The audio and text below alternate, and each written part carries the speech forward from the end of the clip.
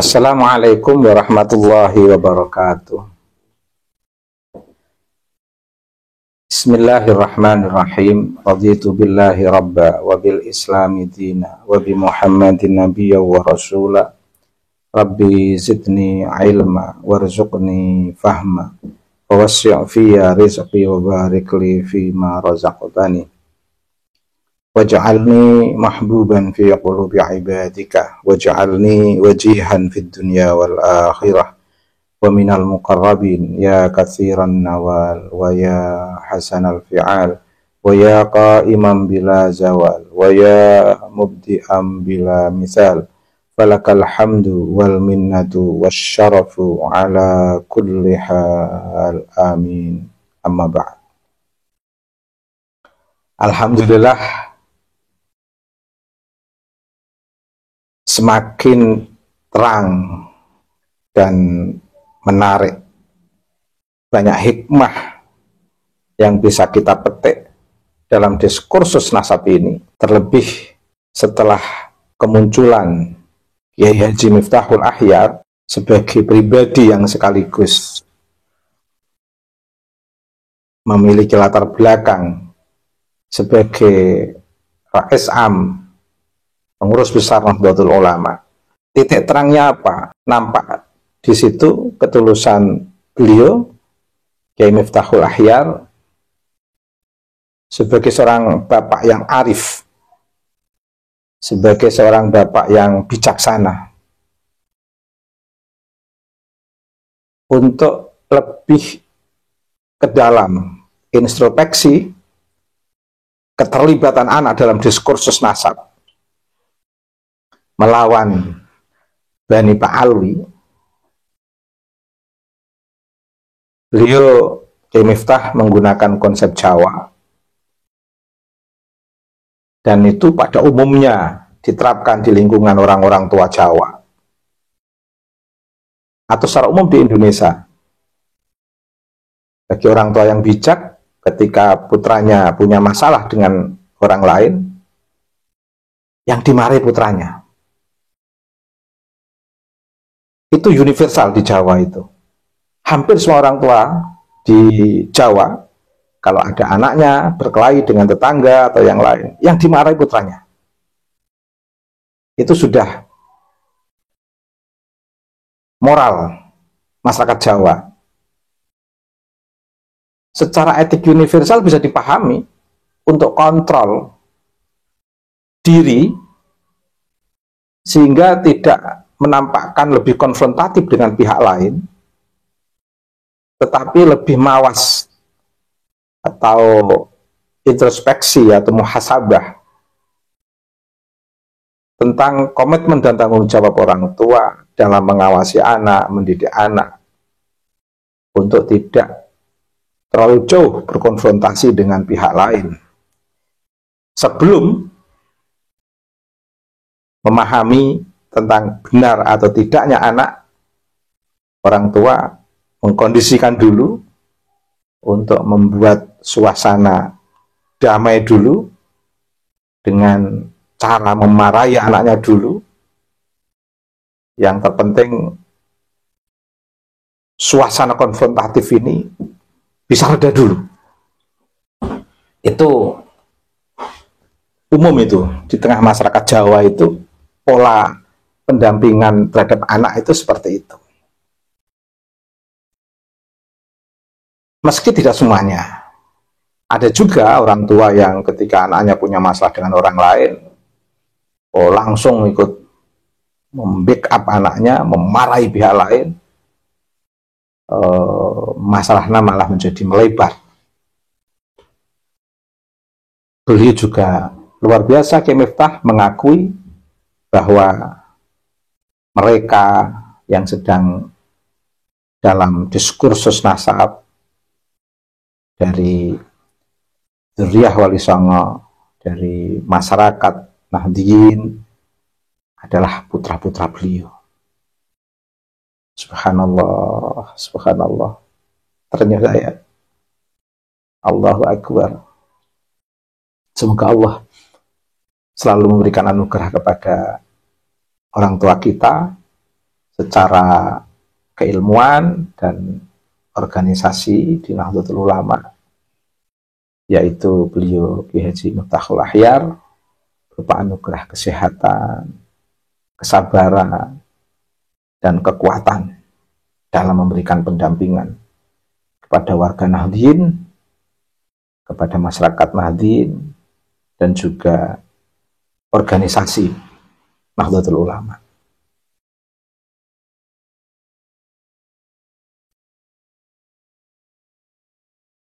Lalu bagaimana dengan anak ini?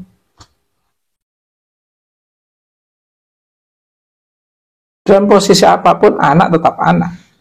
Menghormati masukan dari orang tua, bahkan amarah orang tua. Anak harus ikhlas.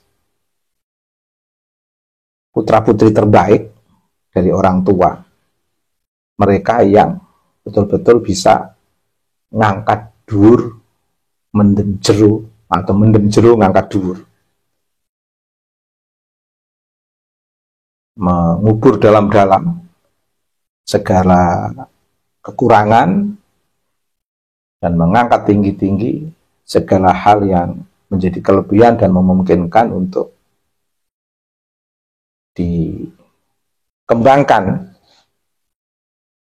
baik secara pandangan keilmuan, refleksi keilmuan, atau hikmah-hikmah yang bisa dipetik untuk menandai sejarah pergerakan Nahdlatul Ulama, sejarah Ahlus Sunnah wal Jamaah, sejarah dari masyarakat yang mencintai Wali Songo, dan juga untuk menguatkan keberlangsungan proses peribumisasi Islam yang penuh dengan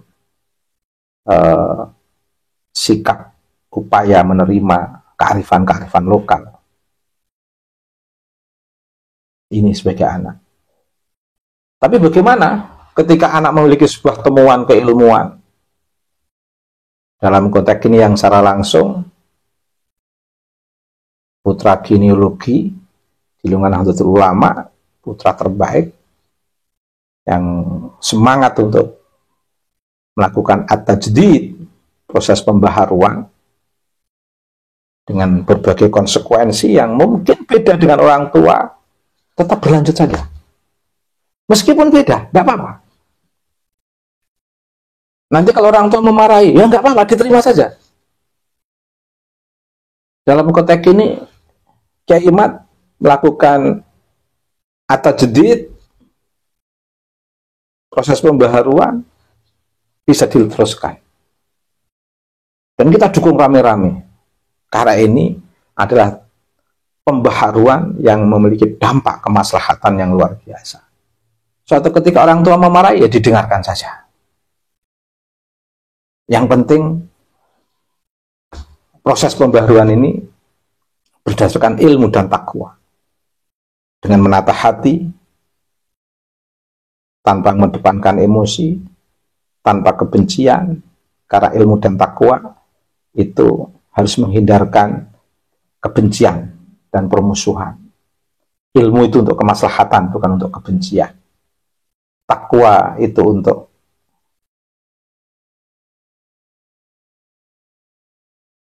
penguatan hubungan kita dengan Allah, tanpa harus terpengaruh oleh suasana-suasana lingkungan dan keadaan yang mengganggu proses ketakwaan ini.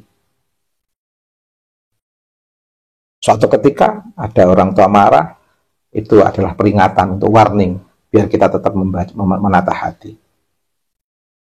Marahnya Kiai Miftahul Ahyar adalah bentuk peringatan atau warning untuk putra-putrinya yang sedang melakukan at-tajdid, pembaharuan, melakukan kritisisme terhadap tek at-turas dan relasinya dengan konteks-konteks yang berkembang, untuk diluruskan sehingga bisa simetris dengan prinsip normatif maupun simetris dengan konteks at-tajdid yang membuat kemaslahatan li'izzil Islam wal muslimin. Konteks at-tajdid untuk kemaslahatan membangun syiar-syiar Islam, meluaskan syiar-syiar Islam, sehingga kehadiran generasi emas ini betul-betul akan menyambung keberlangsungan madzahirul ummah, penanda-penanda umat yang terus bersambung ila yaumil qiyamah, yang diwarnai dengan inspirasi, nilai keutamaan, nilai kebenaran dari Nabi Mustafa Muhammad SAW menurun ke sahabat, tabi'in, ila wali songo, ila ulama, kiai, sampai generasi kita ila yaumil qiyamah. Madzahirul ummah jangan putus. Perbedaan sesuatu yang rahmat apabila perbedaan itu didasarkan pada bil ilmi wa tuqa. Jelas perbedaan Kyai Imad dengan Bani Ba'alwi adalah sebuah perbedaan yang didasarkan pada bil ilmi wa tuqa. Malah justru pihak Ba'alwi, Bani Ba'alwi, para habaib yang sekarang ini ditunggu itu, data keilmuannya itu ditunggu itu. Nah, di tengah diskursus ini hadir Kyai Miftahul Ahyar mengingatkan kepada putra-putranya yang sedang ramai dalam tanda kutip membuat heboh pernasapan Bani Ba'alwi yang menurunkan para habaib di Nusantara ini, bahkan mempengaruhi dunia yang sebelumnya dunia belum pernah mengkritisi. Kalaupun ada hanya lewat lalunya sejarah yang tidak seheboh sekarang ini, tetap harus dikuatkan biar kelak tidak terjadi pengulangan sejarah yang merepotkan generasi yang akan datang, biar clear total. Kalaupun Kyai Miftahul Ahyar merefleksikan, itu adalah dengan respon yang selama ini kita saksikan, itu adalah refleksi orang tua yang penuh kasih sayang pada anaknya, mengingatkan putra-putranya untuk tidak kebablasan, untuk betul-betul menata hati, biar betul-betul kata jeditnya itu bisa dipertanggungjawabkan secara publik. Terakhir, ini juga penting untuk para habaib. Akhirnya harus introspeksi para habaib itu.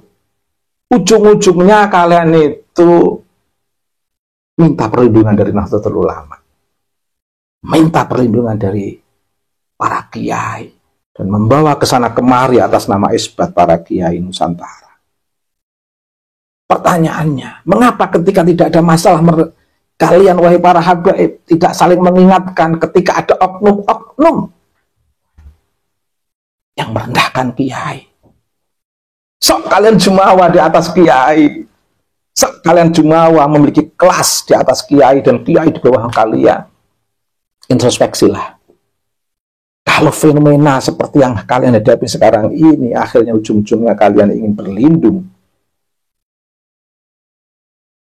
dalam haibah kemegahan kewibawaan para kiai di lingkungan Nahdlatul Ulama, akhirnya kalian harus saling mengingatkan.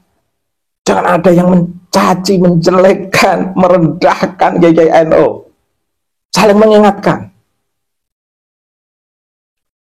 Akhirnya kalian jadi tahu, wahai para habaib, karakter habaib dengan karakter Kiai NU itu berbeda jauh. Gitu kok mau mengambil Wali Songo sebagai bagian daripada min abnaikum. Jauh. Kalau para kiai putra-putrinya ada konflik, itu yang dimarahi putra-putrinya. Kalau ada masalah sosial, itu yang dimarahi dulu putra-putrinya. Itulah kearifan para kiai kita. Khas Kiai Nusantara. Beda dengan di kalangan habaib. Kalau ada problem, ada masalah, oh bersatu semuanya. Sepakat, kompak. Saling membantu. Meskipun di kalangan habaib itu ada putranya salah, dibela. Kalian tahu Habib Rizik betapa salahnya terhadap Gus Dur, kalian bela karena dari golongan kalian. Habib Bahar, saya hanya menyaksikan 1-2 Habib yang mengingatkan Habib Bahar, tapi mayoritas malah mengeluk-ngelukkan Habib Bahar. organisasi Rabithah nggak mau mengingatkan, bahkan membela, bahkan cenderung memberikan penguatan-penguatan yang merendahkan para kiai. Ketua Rabithahnya beda value-nya. Antara habaib dengan kiai itu beda value-nya. Antara Rabithah dengan NU beda value-nya. Kalau habaib, keluarganya ada masalah, rame bareng-bareng membela. Kalau kiai tidak. Kiai, pesantren, di lingkungan Nahdlatul Ulama, putra-putrinya ada yang punya masalah, pertama yang ditegur dulu adalah putra-putrinya. Bahkan bila perlu memarahi putri-putrinya. Memarahi putra-putrinya. Ini kearifan para ulama-ulama kita. Dan setiap ada kejadian emosi masyarakat pada habaib, ujung-ujungnya Kiai NU yang membela. Pada saat zaman Pak Soekarno, bahwa Wahab yang membela. Pada saat zaman era Gus Dur, di situ ada dari pihak MUI, di era Orde Baru, yang menafikan habaib, Gus Dur yang membela tapi secara universal, karena sesungguhnya yang dibela Gus Dur adalah zuriyah Nabi secara universal. Di situ Habib ikut nyangkut dalam pembelaan itu. Zaman sekarang, Haji Miftahul Ahyar, para habaib dibela. Padahal sudah menghadapi arus besar warga Nahdlatul Ulama. Bentuk kearifan Ki Haji Miftahul Ahyar. Ketika putra-putrinya ada masalah dengan habaib, putra-putrinya yang dimarahi. Tidak apa-apa, putra-putrinya juga ikhlas. Tapi at-tajdid tetap tajdid. Pembaharuan tetap pembaharuan. Untuk melangsungkan keberlangsungan at-tajdid ila yaumil qiyamah yang dilakukan para pelaku-pelaku min madzahiril ummah, dari generasi ke generasi yang mesti memiliki ketersambungan sanad, baik kenasaban, kezuriahan maupun keilmuan. Beda dengan habaib. Kalau zuriah mereka, dari klan-klan mereka, oknum-oknum habib punya masalah, rame-rame membela. Dari Rabithah, tidak ada yang mengingatkan oknum-oknum habib. Kita dari NU ada masalah, baru fenomena kemarin Kiai Miftahul Ahyar marah dan mengingatkan anak-anak muda NU. Tapi karena anak-anak muda NU, para putra-putra kiai, bahkan kiai-kiai muda ini dididik dari aspek keilmuan, ilmu ya ilmu. Tidak bisa dibendung perkembangan keilmuan. Dari waktu ke waktu tetap bercahaya di lingkungan Nahdlatul Ulama. Habib bisa belajar bagaimana kearifan kiai NU, bagaimana itu bisa diterapkan di lingkungan habaib. Kalau kalian masih ingin mempertahankan klan kalian, monggo. Belajarlah dari kiai NU, belajarlah dari Wali Songo, belajarlah dari Zah Wali Songo, belajarlah dari kiai yang ada di lingkungan Nahdlatul Ulama. Sehingga terlahir kearifan di generasi-generasi para habaib. Bukan justru mengedepankan sikap jumawa, arogan, sombong, merendahkan, hegemoni.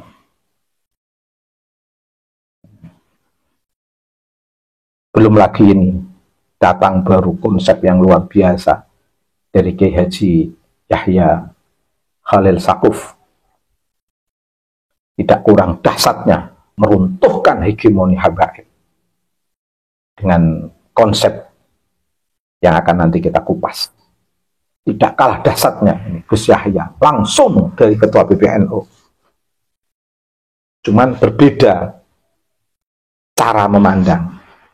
Kalau Kiai Imad cara memandangnya dari perspektif nasab, Gus Yahya cara memandangnya dari perspektif terminologi, istilah-istilah yang selama ini digunakan senjata para habaib untuk membius umat. Dahsyat Gus Yahya ini nanti akan kita kupas. Subhanallah. Demikian, terima kasih.